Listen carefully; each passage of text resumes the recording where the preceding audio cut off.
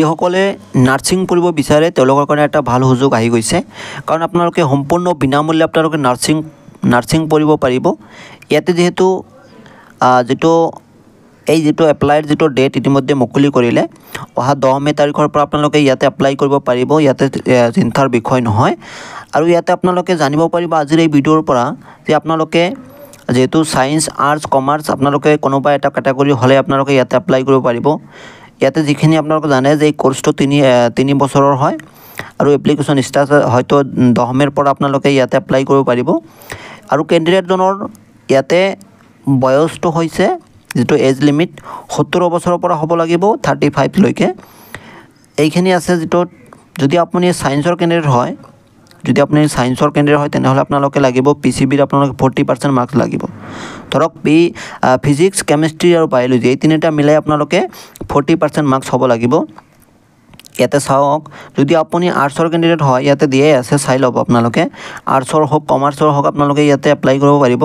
যদি আপোনাৰ চেণ্ট্ৰেল বৰ্ডৰ হয় তেনেহ'লে আপোনালোকে এপ্লাই কৰিব পাৰিব, যদি ষ্টেট বৰ্ডৰ হয় তেনেহ'লে আপোনালোকে এপ্লাই কৰিব, চিন্তাৰ বিষয় নহয়। 2023 চনৰ যিটো এক্সাম চেণ্টাৰ হৈছিলে, মানে এই যিটো এক্সামটো হৈছিলে গুৱাহাটী চেণ্টাৰ আছিলে, ইয়াতে ডিব্ৰুগড় আছিলে, শিলচৰ আছিলে, যোৰহাট আছিলে, তেজপুৰ আছিলে। এইবাৰ নিশ্চয় এইখিনি ডিষ্ট্ৰিক্ট আপোনালোক পাব, ধুবুৰী, লখিমপুৰ, কোকৰাঝাৰ এইখিনি ডিষ্ট্ৰিক্ট আপোনালোকে নিশ্চয় পাব। এইবাৰ এপ্লাই কৰিলে আপোনালোকে এইসমূহ জিলাত আপোনালোকে এক্সামটো দিব পাৰিব। যদি আপোনালোকে এক্সামটোত পাছ কৰে, এই এণ্ট্ৰেন্সত যদি আপোনালোকে পাছ কৰে তেনেহ'লে আপোনালোকে সম্পূৰ্ণ বিনামূল্যে আপোনালোকে এডমিশ্যন ল'ব পাৰিব। হোষ্টেল যিখিনি মানে ফ্ৰী লাগে ইয়াতে সকলোখিনি ফ্ৰী আছে, ইয়াতে যিটো চিন্তা নাই। যদি আপোনালোকে এণ্ট্ৰেন্সটো দিব বিচাৰে তেনেহ'লে আপোনালোকে কি পঢ়িব লাগিব চাব। ইয়াতে ক্লাছ 10 ষ্টেণ্ডাৰ্ডৰ যিটো ইংলিছ আছে, মেথছ আৰু ছায়েন্স, ক্লাছ 10 ষ্টেণ্ডাৰ্ড মানে যিখিনি ক্লাছ 10 ষ্টেণ্ডাৰ্ডৰ ইংলিছ হয়, মেথছ হয় আৰু ছায়েন্স হয়, সেইখিনি আপোনালোকে জানিব লাগিব।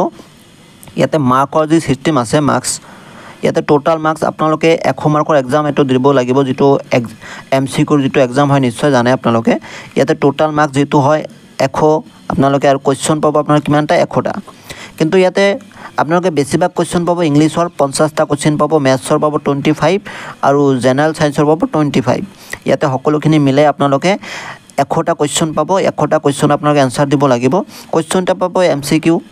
আপোনালোকে চেনেলটো ছাবস্ক্ৰাইব কৰি ৰাখিব। চেনেলটো ছাবস্ক্ৰাইব কৰিলে আপোনালোকে প্ৰিভিয়াছ ইয়াৰৰ কুৱেশ্যনসমূহ এই চেনেলটোৰ পৰা পাই থাকিব, চিন্তা নাই।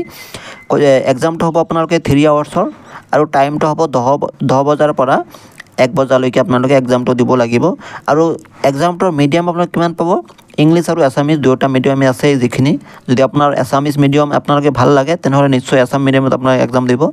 যদি ইংলিছত ভাল লাগে ইংলিছত দি দিব। চ' এইখিনি আপোনালোকে নিশ্চয় বুজি পাইছে। অহা 10 তাৰিখলৈকে আপোনালোকে অপেক্ষা কৰিব। ইয়াতে যিহেতু আৰু বাকীখিনি আপোনালোকে চাওক, ইয়াতে কোনো ধৰণৰ নেগেটিভ মাৰ্কছ নাই, চাই থাকিব, ইয়াতে লিখাই আছে। আৰু ইয়াতে there will be 1 paper English, maths, science, একেটা পেপাৰতে আপোনালোকে ইংলিছ, মেথছ আৰু ছায়েন্সৰ কুৱেশ্যনসমূহ থাকিব ইয়াতে। আৰু বাকী 10 তাৰিখলৈকে আপোনালোকে অপেক্ষা কৰক। 10 তাৰিখ আহিলে আপোনালোকে এপ্লাই কৰি দিব যিহেতু। আৰু বাকী যদি আপোনালোকে এণ্ট্ৰেন্সত পাছ কৰে তেনেহ'লে নিশ্চয় সম্পূৰ্ণ বিনামূল্যে আপোনালোকে এই যিটো কোৰ্সটো আপোনালোকে পঢ়িব পাৰিব।